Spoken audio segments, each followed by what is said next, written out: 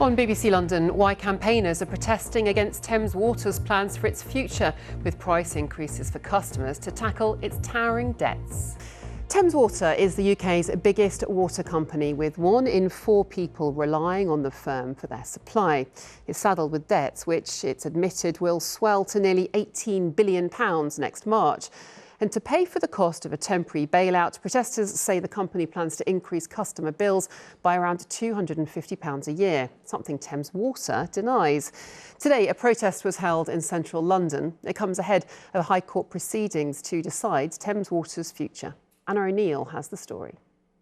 Block the bailout! Block the bailout! Thames Water needs billions of pounds to keep it afloat. And that could mean more money leaking out of customers' pockets. Basically, this deal is for £3 billion of cash right now that will be charged at a whopping 10% interest. And what does that mean in kind of brass tacks? That's £250 a year from every household in the Thames Water region. We don't think that households should have to pay to bail out Thames Water. In September, the Water Special Measures Bill gave new powers to take action on companies failing their customers and the environment. These open water swimmers agree the Thames needs cleaning up.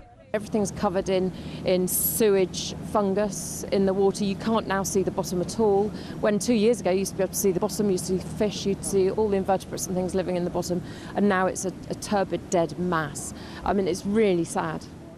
But the bill also means that when one company fails, all water companies are made responsible, and campaigners fear consumers will end up paying more.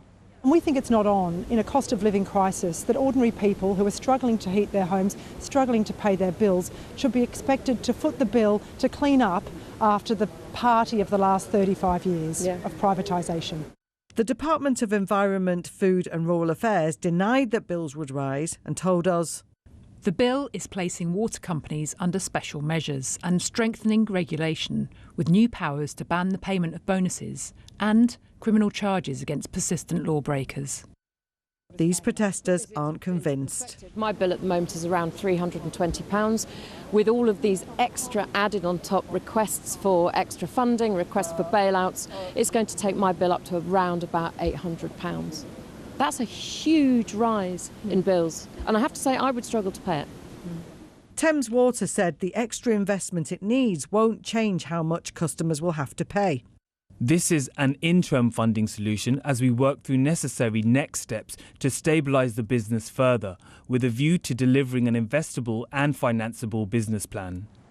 Campaigners want to see Thames Water permanently renationalised, but so far the government has ruled that out.